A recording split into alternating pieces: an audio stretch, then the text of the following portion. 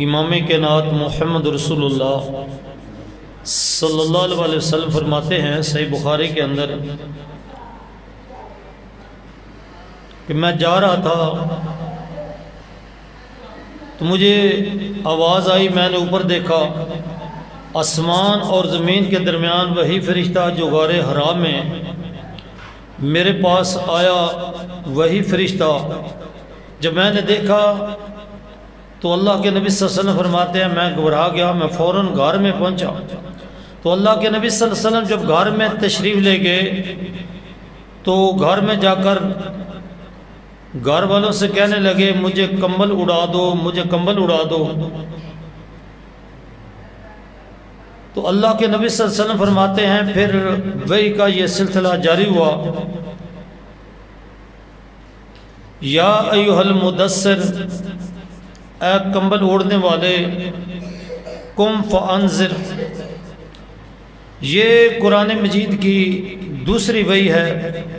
پہلی وحی کے اندر نبی کریم صلی اللہ علیہ وسلم کو اللہ نے حکم دیا اقرأ باسم ربک الذی، اپنے رب کے نام سے پڑھ، اور اب حکم ہو رہا ہے دعوت کا۔ اسلام کے اندر دعوت کی بڑی اہمیت ہے، تو اللہ وحدہ لا شریک نے اپنے نبی سے جو پہلا کام لیا وہ کیا ہے؟ جو پہلا حکم ہے قم فانذر، کمبل کو چھوڑ دو، کھڑے ہو جاؤ، تمہارے ذمہ بڑے کام ہیں، تم نے ایک ذمہ داری نبھانی ہے، اب لیٹنے کا آرام کا وقت نہیں، قم فانذر، کھڑے ہو جاؤ اور لوگوں کو ڈراؤ جہنم کے عذاب سے، دنیا کے ظلموں سے، اندھیروں سے، شرک سے، اللہ کی ناراضگی سے۔ یہ جو دنیا کے اوپر ظلم کر رہے ہیں، دنیا کے اوپر فساد پھیلانے سے، اور یہ شرک جو کفر ہے، اس سے لوگوں کو آپ ڈرائیے اور آپ کھڑے ہو جائیں۔ حکم اللہ نے اپنے نبی کو دیا، اور قیامت تک آنے والے آپ نبی صلی اللہ علیہ وسلم کے امتیوں کے لیے بھی یہ حکم ہے کہ دعوت کا جو کام ہے اس کو انشاءاللہ ہم نے نبھانا ہے۔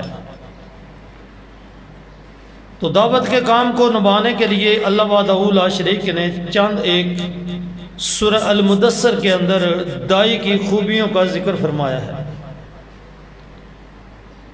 پہلی خوبی کیا ہے؟ فرمایا قم فانذر وربک فکبر۔ پہلا آپ نے جو کام کرنا ہے وہ یہ ہے کہ اپنے رب کی بڑائی کو بیان فرمانا ہے، پہلا کام۔ تو جب آپ نماز کے لیے دعوت دیتے ہیں تو پہلا کام کیا کرتے ہیں؟ اللہ اکبر، اللہ اکبر۔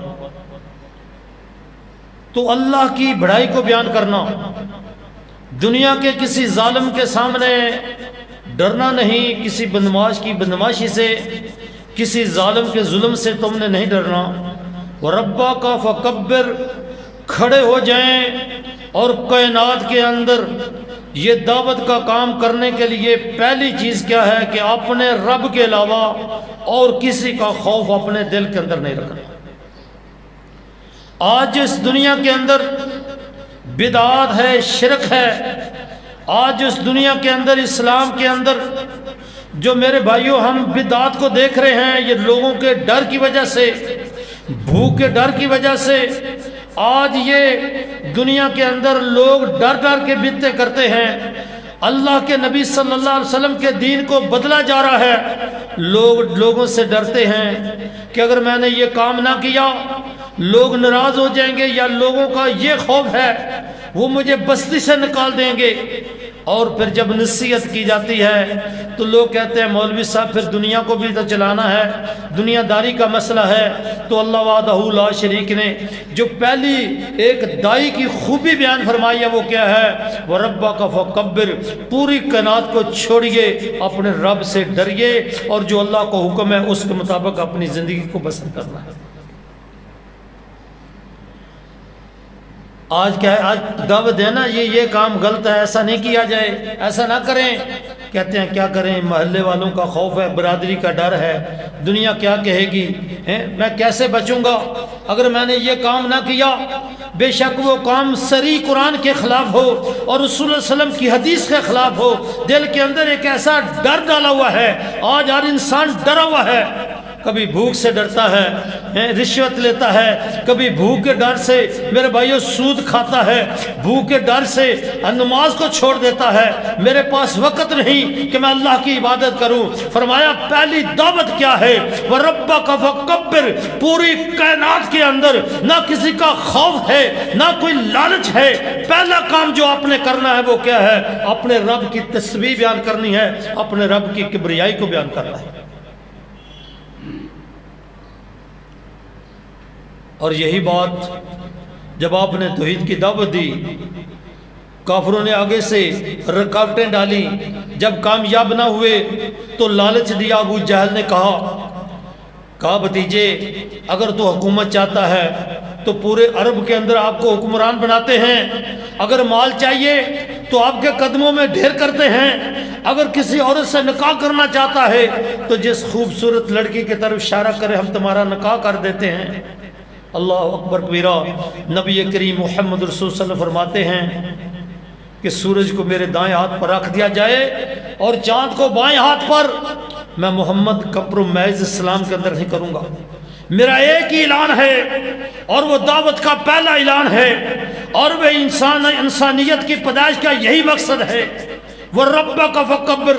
تو اللہ کی عبادت کے لیے پیدا ہوا ہے اور اللہ کی کبریائی کے لیے اپنے آپ کو مٹا دے اور اپنے نظاموں کو چھوڑ دے۔ وہ کیا کہتا تھا؟ ابو جہل کہتا تھا میں پورے عرب کو تیرے پیچھے لگاتا ہوں، پورا عرب کلمہ پڑھ دیتا ہے لیکن ہمارے نظاموں کو نہ چھیڑ۔ اللہ کے نبی صلی اللہ علیہ وسلم نے فرمایا ایسا نہیں ہو سکتا۔ آج بھی دنیا کا کافر کیا کہتا ہے؟ آج بھی دنیا کے اندر جو اس وقت شور ہے وہ کیا ہے؟ وہ ان لوگوں کو پکڑا جا رہا ہے جو اللہ کی کبریائی بیان کرتے ہیں، کبھی ان کو دہشت گرد، کبھی ان کا کوئی نام رکھ لیا۔ آج بھی یہی شور ہے، آج بھی اللہ کی توحید کے اوپر حملہ ہے۔ اللہ اکبر کبیرہ۔ دائی کی دوسری خوبی کیا ہے؟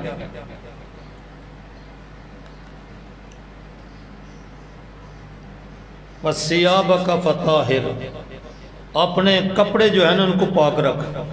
مفسرین نے یہاں کپڑوں سے مراد عقیدہ بھی لیا ہے اور یہاں عمل بھی لیا ہے، یعنی جو دائی ہوتا ہے اس کا عقیدہ، اس کا لباس، اس کا دنیا کے اندر اس کی جو اخلاق ہے، اس کا اخلاق، سب سے پہلے لوگ دعوت دینے والے کے طریقوں کو دیکھتے ہیں، اس کا اخلاق کیسا ہے۔ آج لوگ کیا کہتے ہیں؟ لوگوں کی زبانوں سے ایک لفظ کیا چل رہا ہے؟ مولوی جو کہتے ہیں اس پر عمل نہیں کرتے۔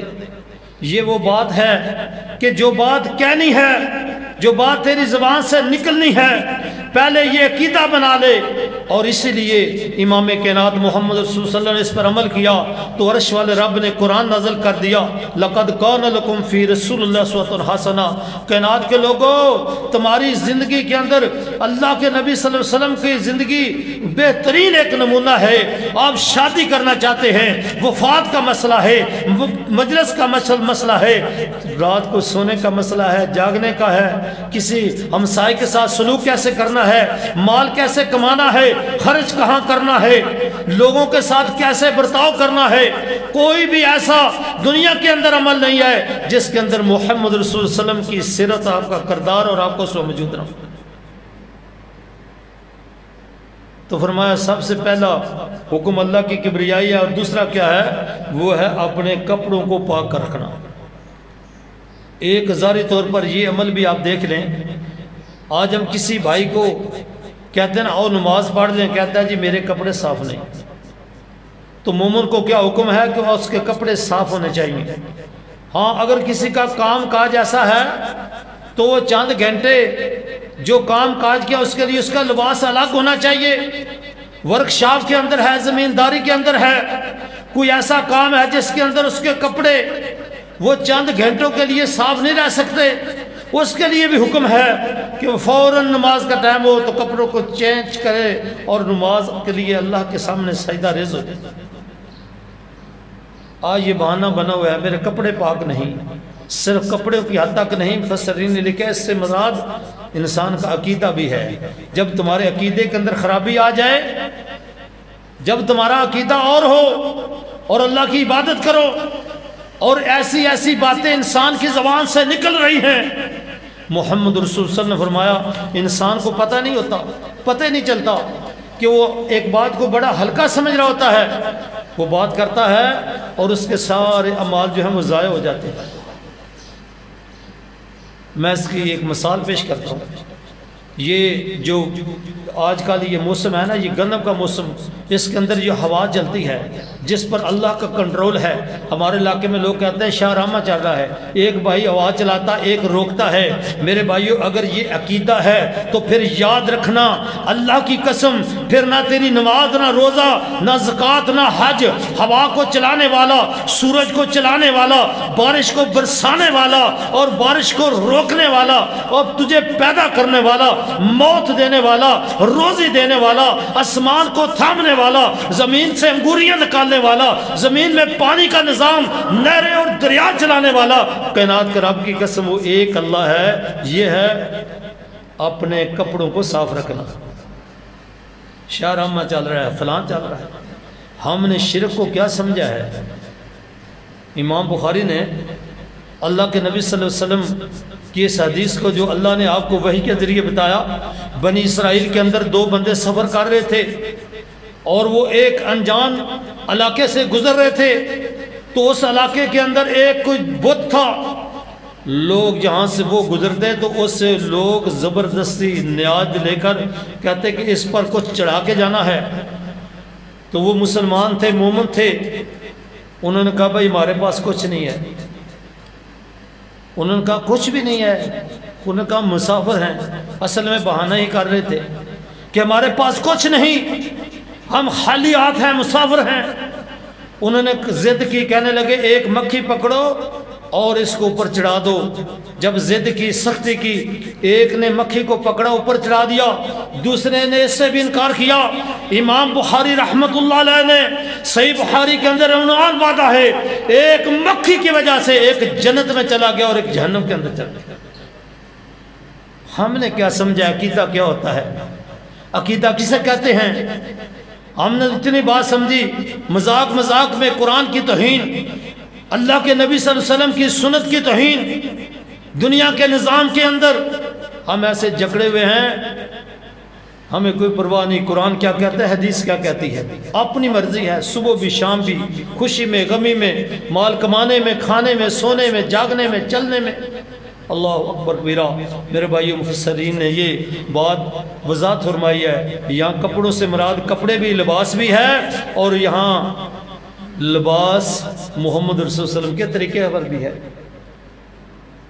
کہ جس طریقے سے رسول اللہ صلی اللہ علیہ وسلم نے لباس کا حکم دیا ہے اس طریقے پر لباس پہننا، یہ بھی کپڑوں کا پاک رکھنا ہے۔ مرد کو حکم ہے وہ ہمیشہ اپنے کپڑے ٹخنوں سے اوپر رکھے، اور باعزت ماں اور بہنوں کو حکم ہے کہ وہ ہمیشہ اپنے ٹخنوں کو ڈھانپ کر رکھے۔ جب اپنے گھر سے نکلیں، بازار میں جائیں، دنیاوی کسی ضرورت کے لیے اپنے گھر سے نکلنا پڑے تو مکمل پردے کی صورت میں نکلنا ہے، یہ بھی ہے کپڑے کا پاک ہے۔ اور اگلی وَالرُّجْزَ فَاهْجُرْ، اگر آپ نے دعوت کا کام کرنا ہے تو اللہ کے نبی صلی اللہ علیہ وسلم کو کیا حکم ہوا؟ نبی گناہوں سے پاک ہے۔ نبی صلی اللہ علیہ وسلم 40 سال جس معاشرے میں رہے، 40 سال کے بعد ایک پہاڑ پہ کھڑے ہو کے کیا فرماتے ہیں؟ لوگوں میں تمہارے درمیان رہا ہوں، 40 سال کا عرصہ گزرا، مجھے کیسا پایا؟ با یک زبان سب نے کہا آپ امین بھی ہیں اور صادق بھی ہیں۔ لیکن امت کو یہ حکم ہے، اللہ کے نبی صلی اللہ علیہ وسلم پر یہ وحی نازل ہوئی اور یہ صفت بیان ہوئی کہ اگر آپ نے دین کا کام کرنا ہے تو پھر گناہوں سے ہجرت کر جاؤ، گناہوں کو چھوڑ جاؤ، تم بہترین مہاجر بن جاؤ۔ اللہ کے نبی صلی اللہ علیہ وسلم نے صحابہ سے پوچھا سب سے بہترین مہاجر کون ہے؟ کیونکہ اس وقت لوگوں نے ہجرت کی تھی، مکے کو چھوڑا، مدینے میں آئے۔ کسی نے کہا جو اپنا مال زیادہ چھوڑ کے آیا ہے، کسی نے کوئی لفظ کہا، کسی کے کوئی الفاظ تھے۔ تو امام کائنات محمد رسول صلی اللہ علیہ وسلم نے فرمایا سنو میری بات، سب سے بہترین مہاجر وہ ہے جو گناہوں کو چھوڑ دیتا ہے، جو اس بات سے ہجرت کر کے اللہ کی عبادت کے اندر آتا ہے۔ تو فرمایا اگر آپ دعوت کا کام کرنا چاہتے ہیں تو سب سے پہلے آپ کو گناہوں والے کام چھوڑنے ہوں گے۔ گناہ بھی کرتے جائیں، بدعت بھی کریں، شرک بھی کریں اور دعوت کا کام بھی کریں، فرمایا اس سے دین نہیں چلے گا۔ یہ خوبی اللہ کے نبی صلی اللہ علیہ وسلم کی اللہ وحدہ لا شریک نے قرآن مجید کے اندر بیان فرمائی کہ سب سے عظیم ترین جو صفت ہے داعی کی وہ یہ ہے کہ وہ گناہوں کو چھوڑ دے۔ آج لوگ کیا کہتے ہیں، دیکھو جی مولوی بھی تو حقہ پیتے ہیں نا، مولوی بھی داڑھی کا خط کرواتے ہیں، مولویوں نے کیسے شادی کی ہے، وہ بھی فلمیں بنا رہے تھے۔ یہ ہے وہ بات جو سب سے ذلیلی ہے کہ سٹیج پہ ہم باتیں کریں اور جب میدانوں کے اندر جائیں، جب دنیا کے اندر زندگی گزاریں تو ان لوگوں کو بھی کاٹ دیں، ان لوگوں کو بھی اپنے پیچھے چھوڑ دیں جو دین کو نہیں جانتے۔ مسلمان ضرور ہیں لیکن وہ دین کو اتنا نہیں جانتے۔ تو اس لیے فرمایا گناہوں سے ہجرت کرنا ہوگی، گناہوں کو چھوڑنا ہوگا۔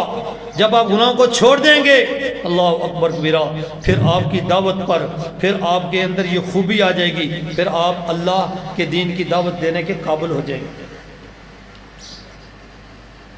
وَلَا تَمْنُنْ تَسْتَكْثِرْ، اور فرمایا کسی کے ساتھ اگر نیکی کرنی ہے تو اس ارادے سے نہیں کرنی کہ میں اس سے زیادہ فائدہ اٹھا لوں۔ نیکی کرنی ہے تو صرف اس بنیاد کے اوپر کہ میرا اللہ مجھ سے راضی ہو جائے۔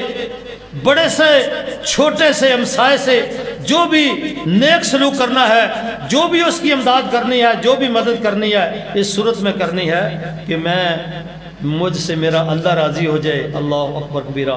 ہماری کیا عادت ہے، ہم تو صرف اس بندے کے ساتھ نیکی کرتے ہیں جس سے ہمیں فائدہ ہوتا ہے۔ دیکھیں ہم یہ الیکشن ہوتا ہے نا، الیکشن ہوتا ہے، اس میں ہم ووٹ دیتے ہیں۔ صحیح غلط کی میں بات نہیں کرتا، میں یہ بات بیان کرنا چاہتا ہوں کہ ہماری سوچ کیا ہے۔ ایک طرف نیک آدمی کھڑا ہے، ایک طرف دوسرا کھڑا ہے جس کا معاملہ اتنا اچھا نہیں۔ ہماری سوچ کیا ہے؟ ہماری سوچ کچہری اور تھانہ، گلی اور نالی، میرے ڈیرے پر سولنگ لگ جائے۔ یعنی ہم جو بھی کام کرتے ہیں اس کے پیچھے ہماری خواہش کیا ہوتی ہے؟ ہم نے اس کے ساتھ یہ نیکی اس لیے کرنی ہے کہ ہمیں اس سے زیادہ فائدہ لینا ہے۔ فرمایا جو بھی تم نے کسی کے ساتھ سلوک کرنا ہے، نیکی کرنی ہے، تو تم نے زیادہ کی خواہش نہیں رکھنی۔ یہ ہے داعی کی خوبی، یہ ہے میرے بھائیوں اسلام، کہ ہم نیکی کریں تو اللہ کے لیے، کسی کے ساتھ جو بھی خیر کا کام کریں وہ اللہ کے لیے۔ آج یہ بات بہت ہی ہمیں تلاش کرنے سے نہیں ملتی۔ بہت کم لوگ ہیں دنیا کے اندر جو صرف اللہ کی رضا کے لیے یہ کام کرتے ہیں۔ لالچ کے لیے کام کرنا اور پھر نام دین کا رکھنا۔ اللہ اکبر کبیرہ۔ اور اگلی خوبی جو اللہ وحدہ لا شریک نے فرمائی وہ ہے والے رب کا فصبر، اپنے رب کے لیے صبر کرنا ہے۔ بھائیو صبر ایک ایسا عمل ہے اور اس کے لیے میرے بھائیو بہت ہی حوصلے کی ضرورت ہے۔ صبر کیا ہے؟ جو بندہ نماز پڑھتا ہے، دنیا کا معاشرہ اسے ایسے چیزوں کے اندر پھنسا کر نماز سے دور کرتا ہے، فرمایا تم نے نیکی پر صبر کرنا ہے، اس کو جاری رکھنا ہے۔ بدی کی طرف لوگ دعوت دیں، بدی سامنے آ جائے، فرمایا اس کو نہیں کرنا، اس سے بچنا ہے، یہ بھی صبر ہے۔ اور دنیا کے اندر کوئی مشکل وقت آ جائے اس کے اندر بھی صبر ہے۔ آپ یاد رکھیں، کوئی بندہ دین کا کام کرے اور اس کو دنیا کے اوپر اس کو تکلیف نہ دی جائے، یہ نظام سے بات ہی باہر ہے۔ اللہ کے نبی محمد رسول اللہ صلی اللہ علیہ وسلم جو پوری کائنات سے افضل ہیں، جن کے لیے کافر امین اور صادق کے الفاظ بولتے ہیں، جب میرے نبی نے فرمایا قولوا لا الہ الا اللہ، جب توحید کی بات آئی تو اسی وقت ہی وہ آپ کے مخالف ہو گئے اور آپ کو پتھر مارے، آپ کو چوکوں چراؤں میں لو لہان کیا گیا، حتیٰ کہ آپ پر نعوذ باللہ استغفراللہ آپ کو آمق اور بے وقوف کے الفاظ کفار نے کہے. کس لیے؟ کون سی بات تھی کہ آپ نے توحید کی بات کی، آپ نے اللہ کی طرف دعوت دی. فرمایا جب تم نے اللہ کی طرف دعوت دینا ہے تو پھر تمہارے مخالف دنیا ہو جائے گی، یہودی ہو جائیں گے، عیسائی ہو جائیں گے اور مشرک ہو جائیں گے، ہندو تو ہمارے خلاف ہوگا، تمام دنیا کا کفر تمہارے خلاف ہو جائے گا. پھر تم نے ڈٹ جانا ہے، دین پر ثبات کرنا ہے. آج میرے بھائیوں دنیا کفر کس بات کے اوپر اڑا ہوا ہے کہ ہم نے اسلام کو مٹانا ہے، اور اس کے لیے وہ کتنی کوششیں کر رہا ہے، لیکن مسلمان پھر بہ جاتے ہیں. کتنے اس نے آج اس دنیا کو اوپر بے حیائی اور فحاشی کو کتنا پھیلایا ہے. آج کوئی ایسا نوجوان، کوئی ایسی میری بیٹی اور بہن جو ان کے اس چنگل سے بچ گئی ہے، اس پر خاص اللہ کا فضل ہے. جس نے اس قرآن کو اپنے سینے سے لگا کے رکھا ہے، جس نے اللہ کے فرمان کے ساتھ جو چمٹا ہوا ہے، اس پر اللہ کی بڑی رحمت ہے.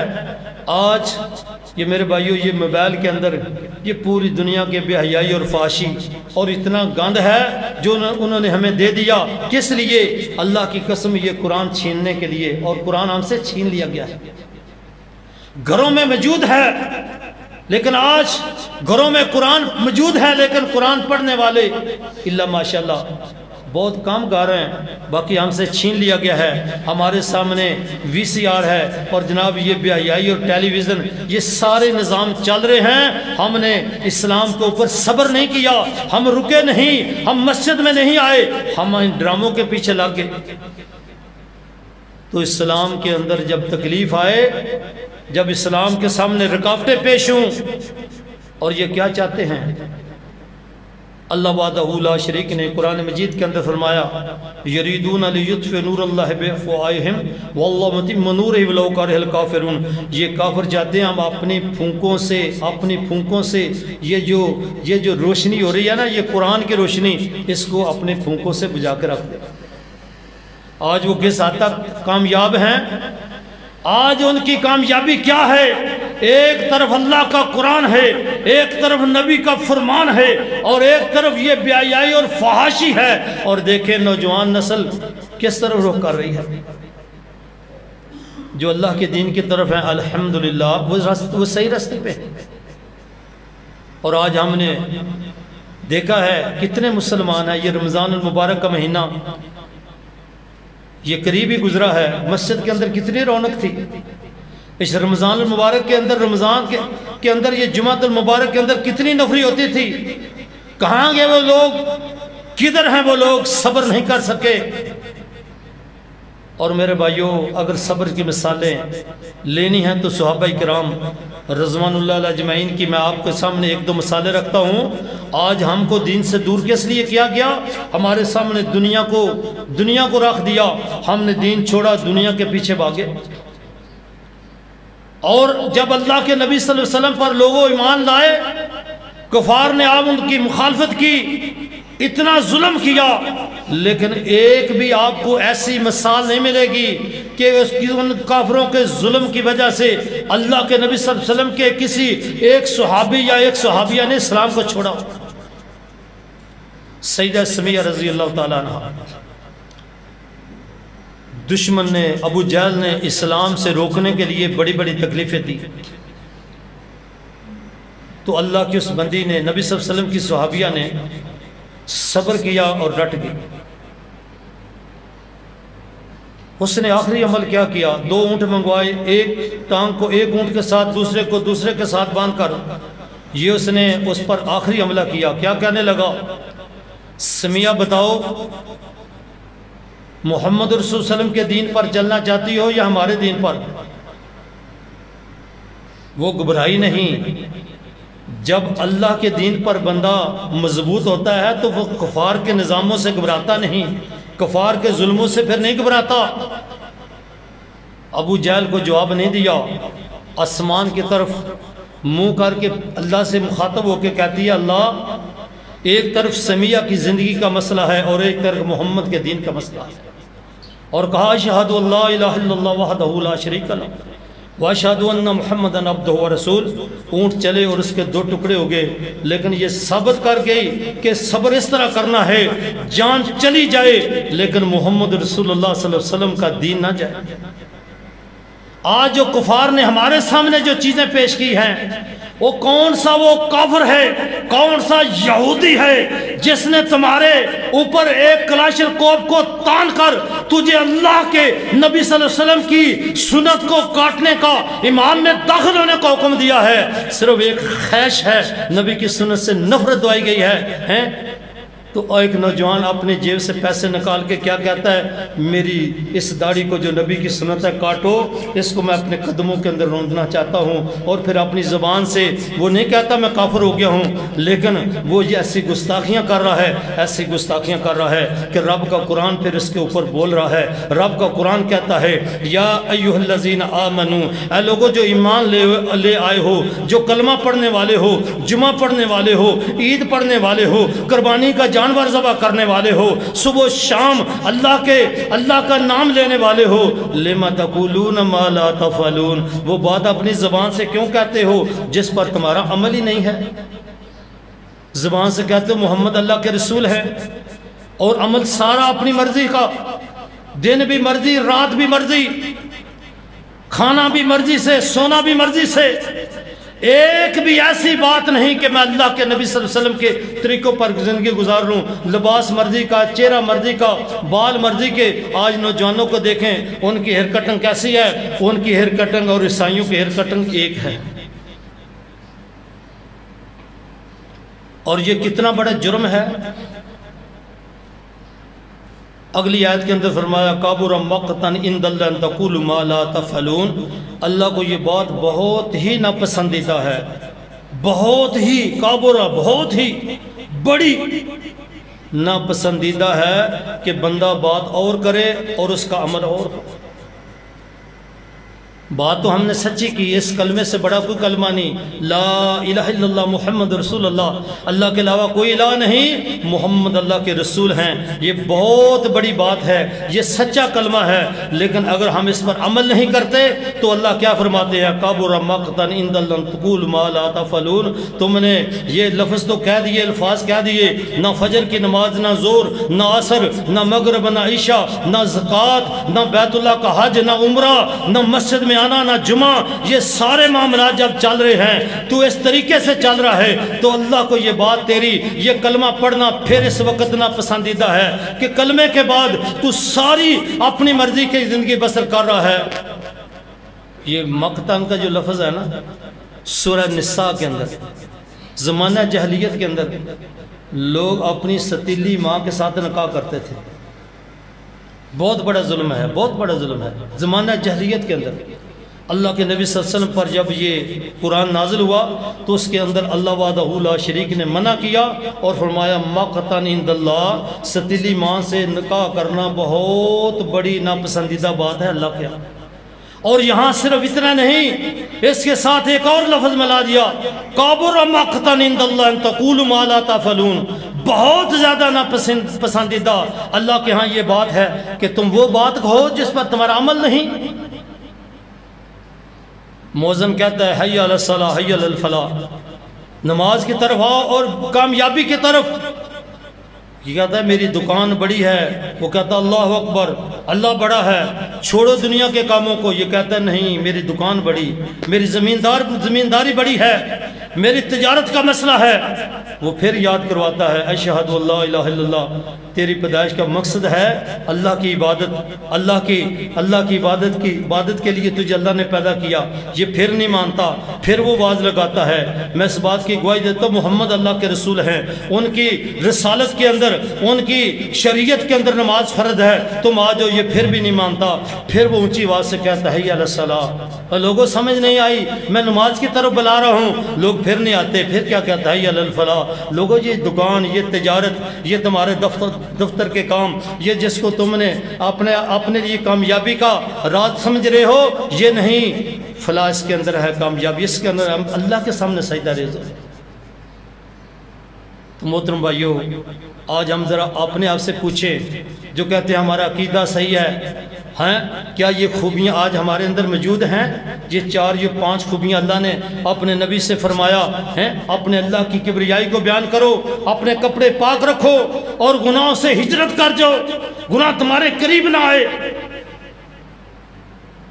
اور اللہ کے نبی صلی اللہ علیہ وسلم کی کیا خوبی اللہ نے قرآن میں بیان فرمائی، محمد رسول اللہ والذین معه اشد علی الکفار رحماء بینہم تراہم رکعا سجدا یبتغون فضلا من اللہ ورضوانا۔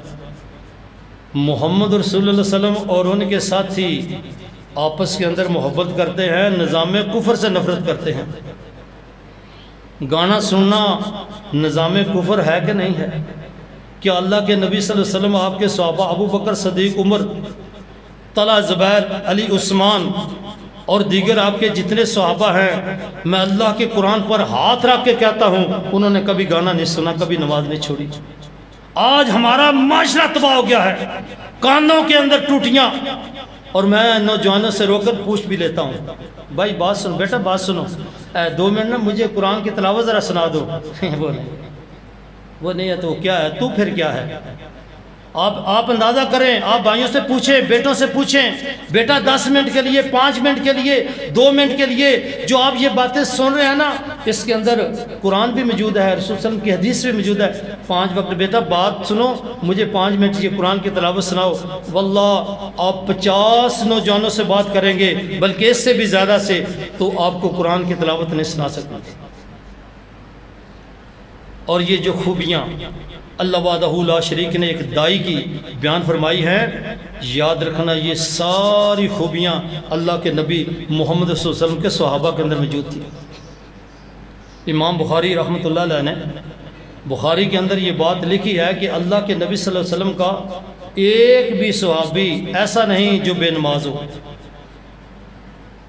ہم یہ دعویٰ کر سکتے ہیں کہ ہماری اس بستی کے اندر ایک بھی بندہ بے نماز نہیں، اس بستی کی نہیں، میں کہتا ہوں پوری تحصیل کے اندر، بلکہ پورے ضلع منڈی بہاؤت کے اندر، بہاؤالدین کے اندر، میرے علم کے مطابق کوئی ایسی بستی نہیں جس کے اندر کوئی دعویٰ کرے کہ اس کے اندر ایک بندہ بھی بے نماز نہیں ہے۔ اور اگر ہم نے لوگوں کو نمازی بنانا ہے تو اللہ کے نبی صلی اللہ علیہ وسلم کے کلمہ پڑھنے والوں سن لو، پھر یہ صفتیں اپنے اندر لانی ہوں گی کہ سب سے بڑا اللہ ہے، کسی کا کوئی خوف نہیں، جب بھی بات کرنی ہے تو اللہ کے قرآن کی، اللہ کے نبی صلی اللہ علیہ وسلم کی حدیث کو بیان کرنا ہے، کسی کا کوئی خوف نہیں۔ کیا ملے گا؟ میں نے خطبے کے اندر جو حدیث پڑھی ہے اس کا ترجمہ کرتا ہوں، وقت ہو گیا ہے۔ اللہ کے نبی صلی اللہ علیہ وسلم فرماتے ہیں کل امتی یدخلون الجنہ، کائنات کے لوگوں میں محمد صلی اللہ علیہ وسلم کہتا ہوں میری ساری امت جنتی ہے، الا من ابا، سوائے اس بندے کے جس نے خود جنت میں جانے سے انکار کر دیا۔ یہ کس زبان سے لفظ نکل رہے ہیں؟ کائنات کے رب کی قسم یہ وہ زبان ہے، امام کائنات محمد رسول اللہ علیہ وسلم کی زبان، جس کے بارے میں آپ نے ایک اپنے صحابی سے کہا تھا، عبداللہ ان 2 اونٹوں سے جو نکلے لکھ لو، کائنات کے رب کی قسم بغیر حق کے محمد کی زبان سے کچھ نہیں نکلتا۔ آپ نے فرمایا میری ساری کی ساری امت جنت میں جائے گی، الا من ابا، سوائے اس بندے کے جس نے جنت میں جانے سے انکار کر دیا۔ صحابہ کی چیخیں نکلیں، قالوا یا رسول اللہ من یابا، کون ہے جو باغات کو، جنت کو، حوریں ہیں ان کو جنت کا تعارف تھا، ہمیں تو جنت کا تعارف بھی نہیں ہے۔ کون ہے جو جنت کی اتنی بڑی نعمتوں کو چھوڑ کر اس آگ کے اندر چلا جائے گا جو آگ اس آگ سے 70-69 گنا زیادہ اس کی ہیٹ ہے؟ تو اس موقع کے اوپر امام کائنات نے فرمایا جو میرے لیے اور آپ کے لیے سننا عمل کرنا بڑا ضروری ہے، فرمایا قال النبی صلی اللہ علیہ وسلم من اتانی دخل الجنہ ومن عصانی فقد ابا، جس بندے نے، جس میری امتی نے میں محمد رسول اللہ علیہ وسلم کی بات کو مان لیا، میری اطاعت کی، میرے حکموں کے مطابق زندگی بسر کی، وہ جنت میں داخل ہو جائے گا نہیں، وہ جنت میں داخل ہو گیا، ماضی کا صحیح۔ اور جس نے میری نافرمانی کی، جس بندے نے میں محمد رسول اللہ علیہ وسلم کی نافرمانی کی، صحیح بخاری کے الفاظ ہیں، اس بندے نے خود جنت میں جانے سے انکار کر دیا۔ اب بھائیو واللہ اگر ہم اس حدیث کو دیکھیں، میں اپنی بات کرتا ہوں، کانپ جاتے ہیں۔ کتنے موقعوں کے اوپر ہم اللہ کے نبی صلی اللہ علیہ وسلم کی بات سے ٹکرا جاتے ہیں۔ تو اللہ سے دعا کرتے ہیں اللہ ہمیں دین پر عمل کرنے کی توفیق عطا فرمائے۔ اور یہ دعا اللہ کے نبی صلی اللہ علیہ وسلم اکثر پڑھا کرتے تھے، میرے لیے آپ کے لیے بھی ضروری ہے، بلکہ اللہ کے نبی صلی اللہ علیہ وسلم نے اس کا حکم دیا ہے، فرمایا یہ دعا پڑھا کرو، یا مقلب القلوب ثبت قلبی علی دینک، اے دلوں کو پھیرنے والی ذات میرے دل کو اپنے دین کے اوپر قائم رکھ۔ بھائیو اگر کوئی دین کے اوپر قائم ہے تو یہ بھی اللہ کا خاص فضل ہے۔ تو اللہ سے دعا ہے اللہ جب تک زندہ رکھے اسلام کے اوپر، جب موت آئے تو ایمان کی حالت میں اللہ ہمیں موت عطا فرمائے۔ اور یہی لفظ ہم جنازے کے اندر بھی پڑھتے ہیں کہ اللہ جب تک ہمیں زندہ رکھ اسلام کے اوپر، اور جب موت آئے تو ایمان کے اوپر۔ بھائیو اس ایک بات کو اگر ہم یاد رکھیں تو کبھی نماز ضائع نہ ہو۔ اور ایک دوسری حدیث کے اندر صحیح بخاری کیا ہے کہ انسان جس حالت میں مرے گا اسی میں اٹھایا جائے گا، انسان اپنی آخری عمل میں اٹھایا جائے گا۔ تو کیا اگر اس پر ہمارا ایمان ہو تو کوئی بندہ اپنی نماز کو ضائع کرے گا؟ اس کا یہ عقیدہ ہو کہ میری اثر رہ گئی ہے، میری موت نہ آ جائے، فوراً نماز کی طرف، شام ہو گئی ہے، اس کو پتہ ہے میری موت آخری عمل پر مجھے اٹھایا جائے گا، وہ کبھی شام کی نماز ضائع، کبھی وہ عشاء پڑھے کے بغیر سوئے گا نہیں۔ آج میرے بھائیو افسوس کے ساتھ یہ بات کہی جا سکتی ہے کہ ہم اپنے گھروں میں قرآن کی تلاوت نہیں کرتے۔ سب کی بات نہیں کرتا، اکثریت کی بات کرتا ہوں جو میری طرح کمزور ہے۔ میں ایک گاؤں سے گزر رہا تھا، میرے ساتھ میرے ایک بھائی تھے، بہت نیک آدمی تھے، مجاہد تھے۔ تو جس دروازے سے ہم گزر رہے تھے نا، وہ وہاں تلاوت ہو رہی تھی۔ کہتے ہیں خیریت ہے ایسے کہ گھر کو فوتگی تو نہیں ہوگی؟ میں نے کہا کیا مسئلہ ہے؟ کہتے ہیں قرآن پڑھ رہے ہیں۔ تو آج ہماری یہ سوچ ہے کہ صرف اس گھر میں قرآن پڑھا جاتا ہے جس گھر میں فوتگی ہوتی ہے، اور حقیقت ہے بھی یہی کہ محلے کی بیٹیوں کو، بہنوں کو بلا کر یا مولوی صاحب کو بلا کر بیٹھک میں بٹھا کر قرآن اس گھر میں ہی پڑھا جاتا ہے جس گھر کے اندر فوتگی ہوتی ہے۔ تو میرے بھائیوں قرآن ہمارے اوپر فرض ہے پڑھنا، نماز بھی فرض ہے، اور ہم اپنے اللہ سے توبہ کرتے ہیں، استغفار کرتے ہیں۔ ہمارے اندر یقیناً بہت بڑی کمزوریاں ہیں، یا اللہ ہماری کمزوریوں کو معاف کر دے اور ہمارے دل کو اپنے دین کے اوپر مضبوط رکھنا۔ وآخر دعوانا ان الحمدللہ رب العالمین۔